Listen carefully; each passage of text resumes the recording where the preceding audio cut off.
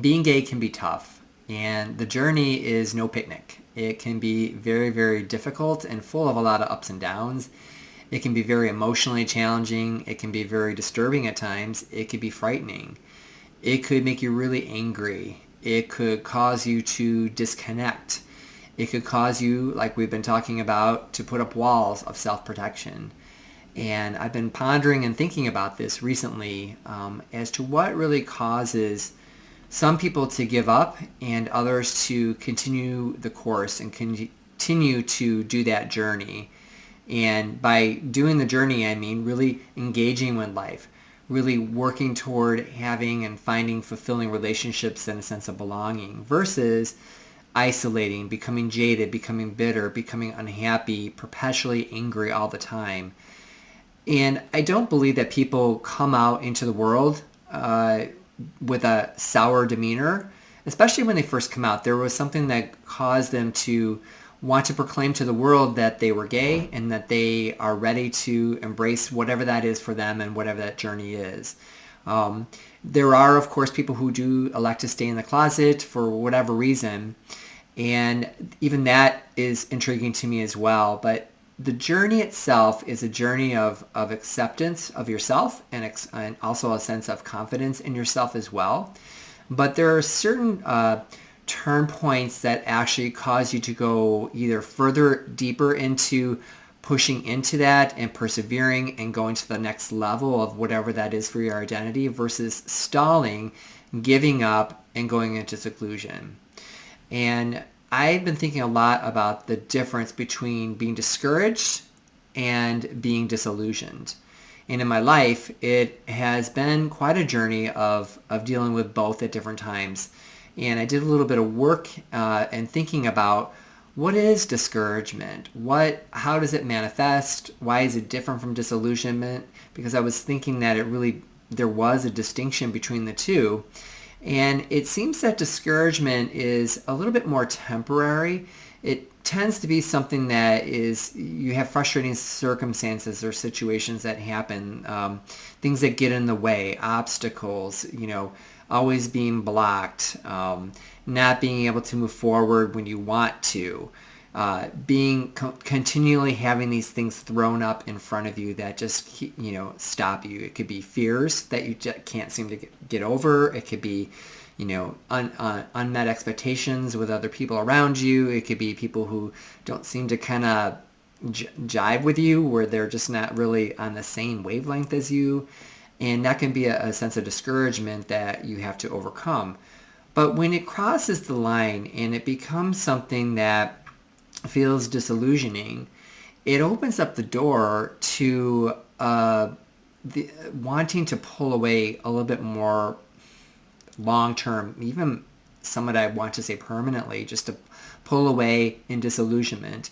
And I've recognized and I've seen this in myself, and I've actually seen it in other people. And it's something that makes me feel sad when I do encounter it.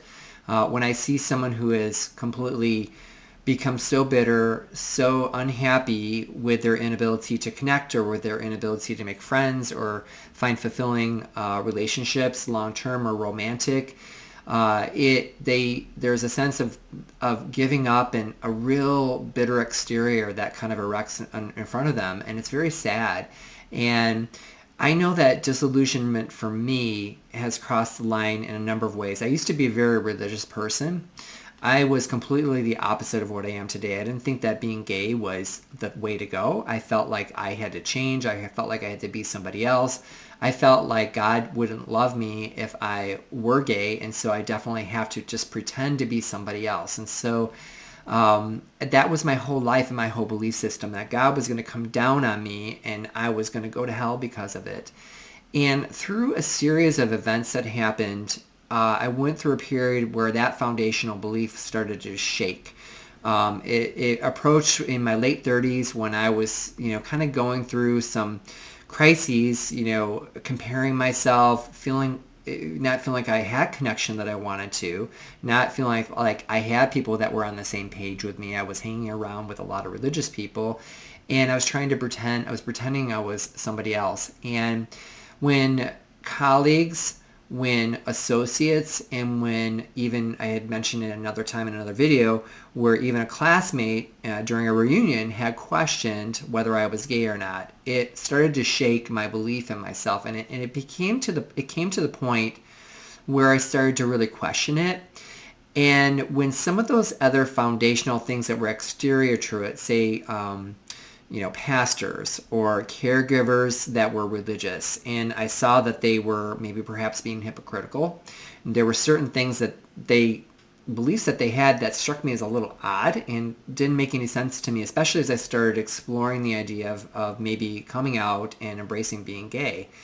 And over that time, I started to do that shift where I questioned all those underlying beliefs, because I was disillusioned with religious life. I was disillusioned with Christianity, that it wasn't something that was actually helping me. It was actually pulling me away and isolating me from people, because I couldn't be myself. And so I shifted and I changed, and I started to go in the other direction. And so that's an example for me personally where disillusionment played a role that propelled me forward. And in terms of disillusionment itself, it could either tank you completely, where you just give up altogether, and you go, if say, for example, if you're a gay man who actually has come out and you have been in relationships or you're not finding relationships that you want, and then you completely pull away and something just kind of like triggers that pin for you and you're done.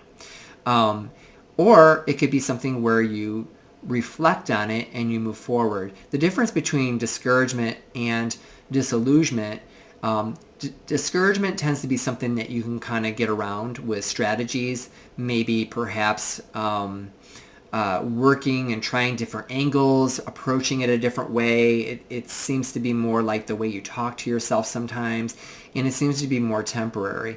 Whereas disillusionment can be something that really shakes you to your core and your foundation, and it becomes something that is like, whoa, it's very sticky. It's it hangs around you for a while. I had recently been, not anything to do with being gay, but like I had attended this workshop that was profoundly disillusioning to me, because I felt like the promoters were deceitful in the way that they promoted the event, and it wasn't even anything close to what I had expected. And something about that, in the context of what I wanted and desired, was so shattering to me that it made me want to quit. Like, it made me want to quit progressing in that certain area, that certain skill set that I wanted to believe, because I thought, oh my God, everything that I thought about this particular industry has completely flipped on its heel, and I don't even know if I trust anybody anymore. And it's hung around, and it's stayed sticky for me, and it's caused feelings of sadness and or sad feelings where I just was like, I don't really feel like moving forward in this, and maybe I just want to quit. And when you get to the place where you just want to quit, it's probably something that's really challenging an underlying belief that you have about something. So let's bring it into relationships. Let's say that you are in dating or trying to date somebody. You've got a profile out there and you're trying to connect. You're chatting with somebody and you want to date, and you they ghost you. Now that's discouraging. And then maybe you'll get ghosted again. Or maybe you're like chatting up with somebody and you have a good long chat for several days, and then all of a sudden they're gone. Or you think that you had a really great date, and then they just, after 2 days, they're done with you. And those are discouraging situations.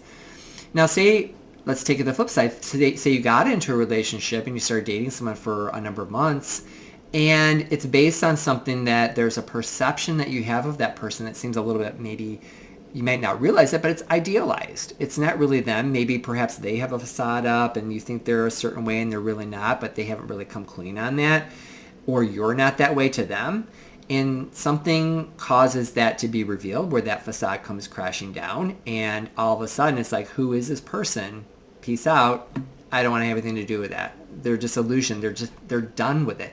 And now that could be a short-term situation in a relationship, or it could be like in a long-term relationship. Maybe you're married to the person, or maybe you're a partner to that person for a number of years. You're in one of those relationships, and there's betrayal. There's something that happens that causes that to be shifted so much where you're like, I'm done. I'm out of here. And it could be something that's so disillusioning that you'll never, ever want to go back into it again. And I talk about this need to get on the horse if you've fallen off. And sometimes if that horse is disillusionment, it's really hard to get back on that horse. I will be honest. It's so hard. And in terms of the gay journey, I've only talked about relationships. But it could be friendships. It could be finding a sense of belonging in the community. It could be even coming out in your workplace and feeling accepted by your colleagues. There's going to be these degrees of discouragement that you're going to be kind of navigating in and through and around. But there could be situations where they challenge you to the point where you don't believe that what you thought you believed was the truth. Maybe you thought you were a confident person. Maybe you thought you were attractive. Maybe you thought everybody liked you, and then all of a sudden you find out someone betrayed a confidence, or someone said something behind your back, or someone fooled around on your someone that you're with, and it just shakes everything about that and everything you believed. And so in the journey of this gay journey, perseverance is really key, but also being able to identify, is it discouragement, or is it something that is shaking a belief that's causing disillusionment, and will I persevere, or will I completely stop? And I would encourage you, if you're in a place where you feel disillusioned and you feel like, this is not for me, or this is never going to work, or I'll never be vulnerable with anybody, I'll never trust myself with anybody again, I'll never let my true self be known, work with that. Seek out professional help. Seek out a supportive community. It could be, I'm not religious, but it could be a religious community. It could be like a book. It could be a personal development seminar, whatever. Reflect on it and really think through it and journal it out as well. I would just encourage you to just know that, hey, there's life is full of ups and downs and twists and turns. And it takes a fair degree of resilience to actually push through that, but that you can.